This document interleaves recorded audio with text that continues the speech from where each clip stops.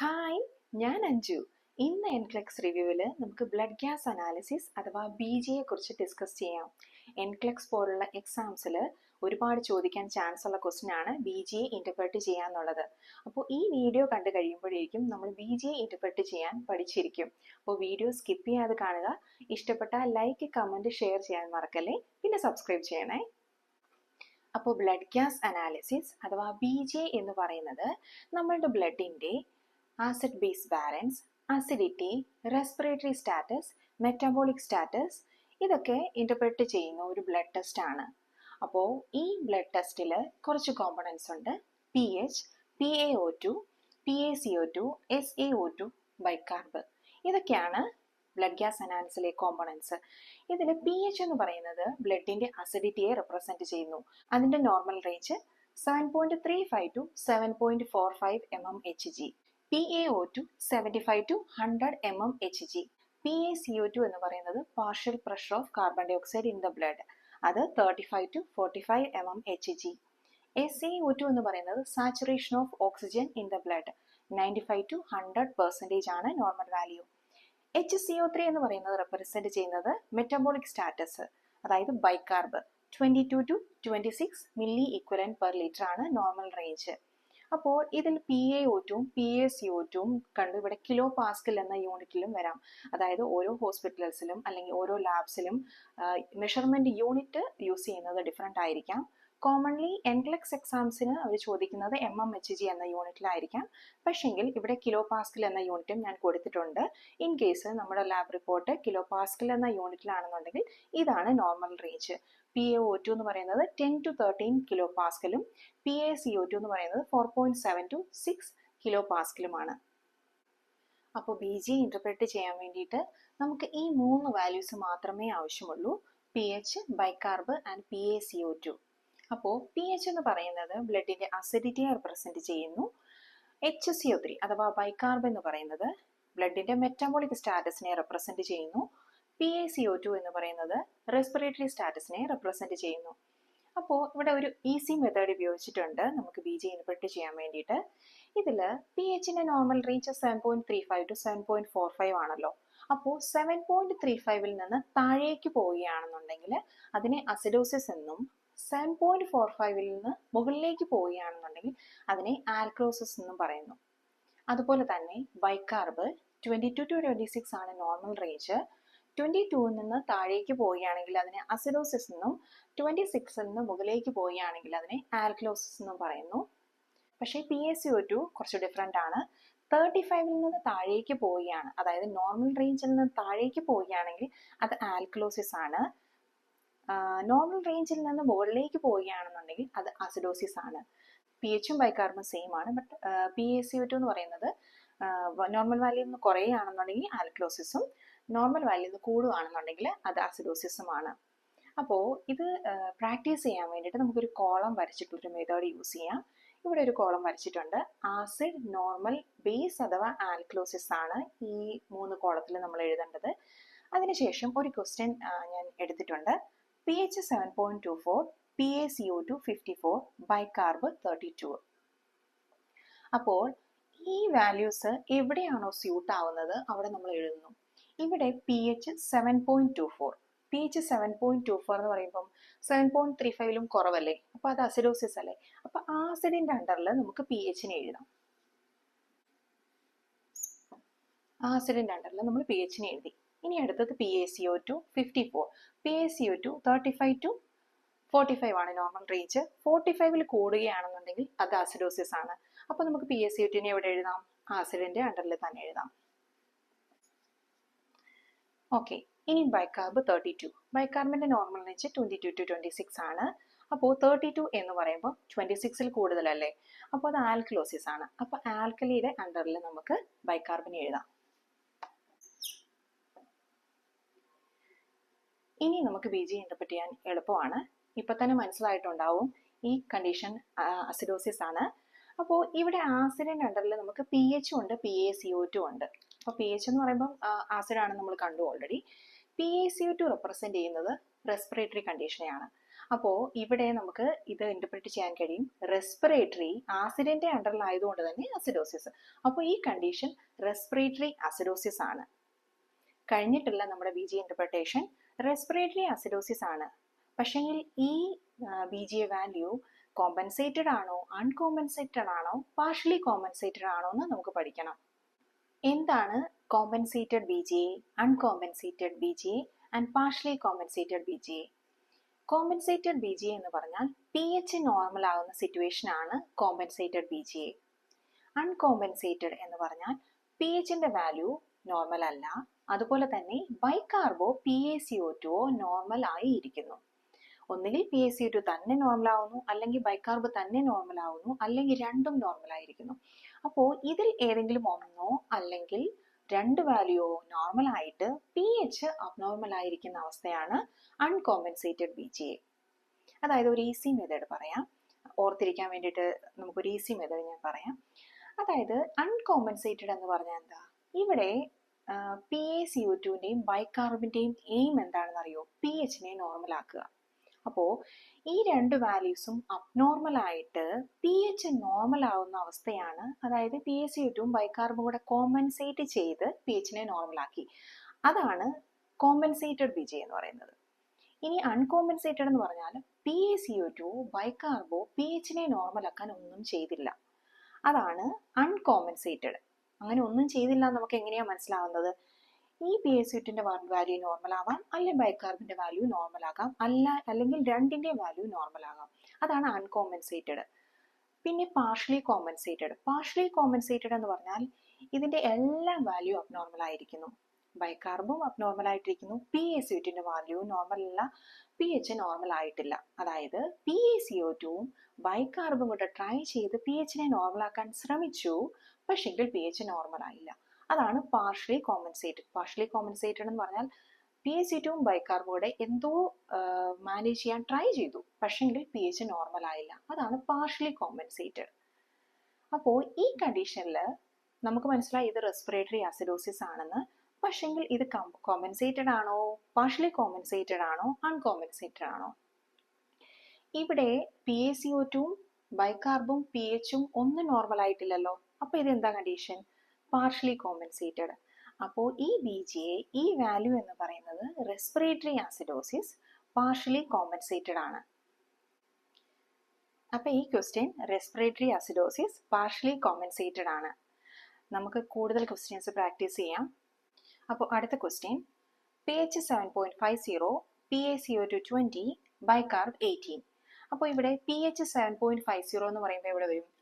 7.45 കൂടുതലല്ലേ, ആൽക്കലോസിസിൽ വരും. അപ്പൊ pH നമ്മൾ ആൽക്കലിയുടെ അണ്ടറിൽ എഴുതുന്നു. pH PaCO2 20, PaCO2 20 എന്ന് പറയുമ്പോൾ 35 താഴെയല്ലേ, അതും ആൽക്കലോസിസിന്റെ അണ്ടറിലെ വരുന്നേ. അപ്പൊ PaCO2 നമുക്ക് ആൽക്കലിയുടെ അണ്ടറിൽ എഴുതുന്നു. PaCO2 ബൈകാർബ് 18 എവിടെ വരും? ബൈകാർബ് 18 എന്ന് പറയുമ്പോഴത്തേന് 22 താഴെയല്ലേ, ആസിഡിന്റെ അണ്ടറിൽ വരും ബൈകാർബ്. അപ്പോ ഇവിടെ നമ്മൾ നോക്കേണ്ടത് രണ്ട് വാല്യൂസ് എവിടെയാണ് എന്നുള്ളതാണ് നോക്കേണ്ടത്. അതായത് രണ്ട് വാല്യൂസ് എവിടെയാണോ അവിടെ നിന്നാണ് നമുക്ക് ഡയഗ്നോസ് ചെയ്യാൻ പറ്റുന്നത്. ഇവിടെ PaCO2വും PHും ആൽക്കലിയുടെ അണ്ടറിലാണ്. അപ്പോൾ ഈ കണ്ടീഷൻ ആൽക്കലോസിസ് ആണെന്ന് മനസ്സിലായി കാണും. പിന്നെ PaCO2 റെപ്രസെന്റ് ചെയ്യുന്നത് റെസ്പിറേറ്ററി കണ്ടീഷനെ ആയതുകൊണ്ട് ഇത് റെസ്പിറേറ്ററി ആൽക്കലോസിസിന്റെ അണ്ടറിലായതുകൊണ്ട് ആൽക്കലോസിസ് എന്ന് പറയാൻ ഡയഗ്നോസിസ്. റെസ്പിറേറ്ററി ആൽക്കലോസിസ് ആണ് ഈ കണ്ടീഷൻ. പിന്നെ കോമ്പൻസേറ്റഡ് ആണോ, അൺകോമ്പൻസേറ്റഡ് ആണോ, പാർഷ്യലി കോമ്പൻസേറ്റഡ് ആണോ? അപ്പൊ ഈ ക്വസ്റ്റ്യനിൽ എല്ലാ വാല്യൂസും അബ്നോർമൽ ആയതുകൊണ്ട് തന്നെ ഈ കണ്ടീഷൻ പാർഷ്യലി കോമ്പൻസേറ്റഡ് ആണ്. റെസ്പിറേറ്ററി ആൽക്കലോസിസ് പാർഷ്യലി കോമ്പൻസേറ്റഡ് ആണ് ഈ ക്വസ്റ്റ്യൻ. അപ്പോൾ അടുത്ത ക്വസ്റ്റ്യൻ, pH 7.23, PaCO2 37 ആൻഡ് ബൈകാർബ് 18. അപ്പോൾ pH 7.23 എന്ന് പറയുമ്പോൾ അസിഡോസിസ് അല്ലേ. അപ്പോൾ PHനെ നമ്മൾ ആസിഡിന്റെ അണ്ടറിൽ എഴുതി. PaCO2 37, PaCO2 എവിടെ വരും? 35 to 45 നോർമൽ അല്ലേ. അപ്പോൾ 37 എന്ന് പറയുമ്പോൾ നോർമൽ ആണ്, PaCO2 നോർമൽ ആണ്. ഓക്കെ, ബൈകാർബ് 18. ബൈകാർബ് 18 എന്ന് പറയുമ്പോൾ അസിഡോസിസ് അല്ലേ. ബൈകാർബിനെ നമ്മൾ ആസിഡിന്റെ അണ്ടറിൽ എഴുതി.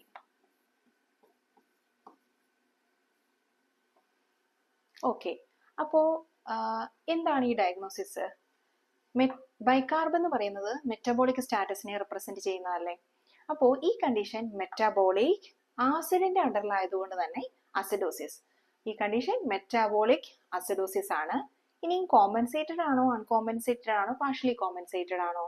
ഇവിടെ PaCO2 നോർമൽ ആണ്, അതായത് PaCO2 കോമ്പൻസേറ്റ് ചെയ്തിട്ടില്ല. അങ്ങനെ ഒരു സിറ്റുവേഷൻ ആണെന്നുണ്ടെങ്കിൽ ഇത് അൺകോമ്പൻസേറ്റഡ് BGA ആണ്. അതായത് നമ്മൾ പറഞ്ഞു ബൈകാർബോ PaCO2 നോർമൽ ആയാൽ അതിനെ നമ്മൾ അൺകോമ്പൻസേറ്റഡ് BGA എന്നാണ് പറയുന്നത്. അപ്പോൾ ഈ കണ്ടീഷൻ മെറ്റബോളിക് അസിഡോസിസ് അൺകോമ്പൻസേറ്റഡ് ആണ്. അപ്പോൾ ഇതാണ് ഇതിന്റെ ഡയഗ്നോസിസ്, മെറ്റബോളിക് അസിഡോസിസ് അൺകോമ്പൻസേറ്റഡ്. അടുത്ത ക്വസ്റ്റ്യൻ, pH 7.46, PaCO2 36, ബൈകാർബ് 32. അപ്പോൾ pH 7.46 എന്ന് പറയുമ്പോൾ ആൽക്കലോസിസ് അല്ലേ. അപ്പോൾ pHനെ നമ്മൾ ഇവിടെ എഴുതി, ആൽക്കലോസിസിൽ എഴുതി. PaCO2 36, PaCO2 36 എന്ന് പറയുമ്പോൾ നോർമൽ അല്ലേ. അപ്പോൾ നമ്മൾ PaCO2നെ നോർമൽ അണ്ടറിൽ എഴുതി. ഇനി ബൈകാർബ് 32, ബൈകാർബ് 32 എന്ന് പറയുമ്പോഴത്തേന് ആൽക്കലോസിസിലാണ്. ഓക്കെ, ഇനി നമുക്ക് ഡയഗ്നോസ് ചെയ്യാം. ഈ കണ്ടീഷൻ എന്താണ്? ബൈകാർബ് എന്ന് പറയുന്നത് റെപ്രസെന്റ് ചെയ്യുന്നത് മെറ്റബോളിക് സ്റ്റാറ്റസിനെയാണ്. അപ്പോൾ ഇത് മെറ്റബോളിക് ആൽക്കലൈൻ അണ്ടറിൽ ഇരിക്കുന്നതുകൊണ്ട് മെറ്റബോളിക് ആൽക്കലോസിസ്. ഇനി കോമ്പൻസേറ്റഡ് ആണോ അൺകോമ്പൻസേറ്റഡ് ആണോ പാർഷ്യലി കോമ്പൻസേറ്റഡ് ആണോ? ഇവിടെ PaCO2 നോർമൽ അല്ലേ. അപ്പോൾ എന്താണ് ഈ കണ്ടീഷൻ? മെറ്റബോളിക് ആൽക്കലോസിസ് അൺകോമ്പൻസേറ്റഡ്, അതായത് PaCO2 ഇവിടെ നോർമൽ ആയി, കോമ്പൻസേറ്റ് ചെയ്തില്ല. അപ്പോൾ ഈ കണ്ടീഷൻ മെറ്റബോളിക് ആൽക്കലോസിസ് അൺകോമ്പൻസേറ്റഡ്. അപ്പോൾ ഈ കണ്ടീഷൻ മെറ്റബോളിക് ആൽക്കലോസിസ് അൺകോമ്പൻസേറ്റഡ്. അടുത്ത ക്വസ്റ്റ്യൻ, pH 7.52, PaCO2 48, ബൈകാർബ് 28. pH 7.52 എന്ന് പറയുമ്പോൾ ആൽക്കലോസിസിൽ വരും. pHനെ നമ്മൾ ആൽക്കലിയിൽ എഴുതുന്നു. PaCO2 48, PaCO2 48 എന്ന് പറയുമ്പോൾ അസിഡോസിസിൽ വരുന്നു. ബൈകാർബ് 28, ബൈകാർബ് 28 എന്ന് പറയുമ്പോൾ ആൽക്കലോസിസിൽ. ഇപ്പോൾ മനസ്സിലായി കാണും, ഇത് ബൈകാർബ് എന്ന് പറയുന്നത് മെറ്റബോളിക് സ്റ്റാറ്റസ് ആണ്.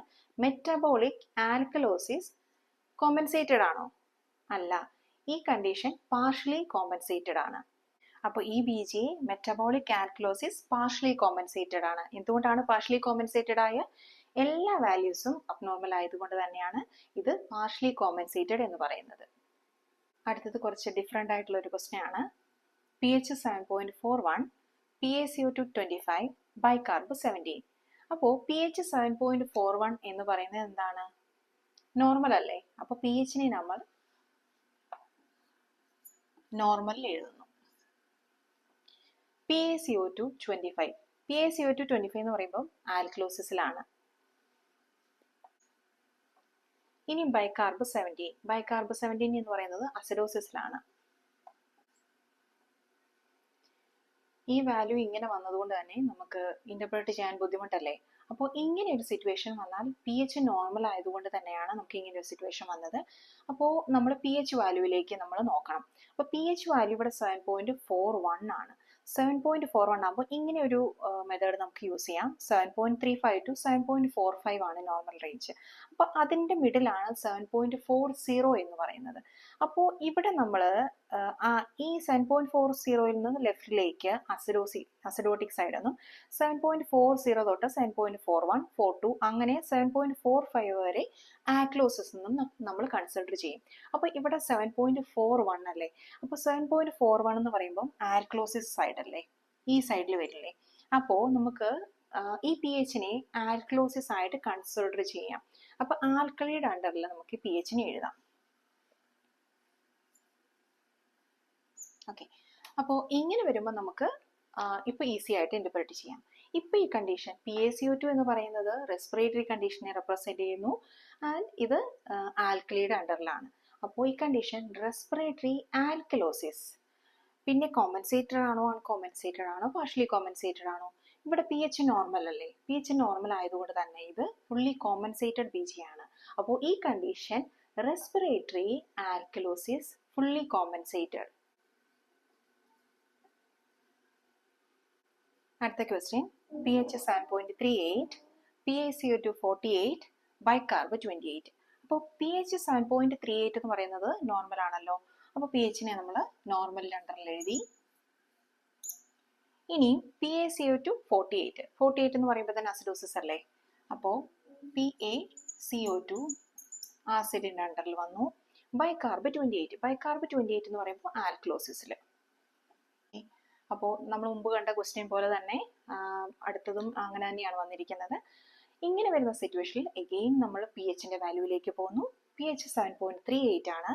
നമ്മളിവിടെ പറഞ്ഞു 7.40 നിന്ന് ലെഫ്റ്റിലേക്ക്, അതായത് 7.35 തൊട്ട് 7.40 വരെ നമ്മൾ അസിഡോസിസ് ആയിട്ട് കൺസിഡർ ചെയ്യുന്നു. 7.40 തൊട്ട് 7.45 വരെ നമ്മൾ ആൽക്ലോസിസ് ആയിട്ട് കൺസിഡർ ചെയ്യുന്നു. അപ്പോൾ ഇവിടെ 7.38 ആയതുകൊണ്ട് തന്നെ ഈ സൈഡിലേക്കല്ലേ. അപ്പോൾ ഇത് അസിഡോസിസ് സൈഡാണ്. അപ്പോൾ ആസിഡിന്റെ അണ്ടറിൽ നമുക്ക് pHനെ ഒന്നുകൂടി എടുത്തെഴുതാം.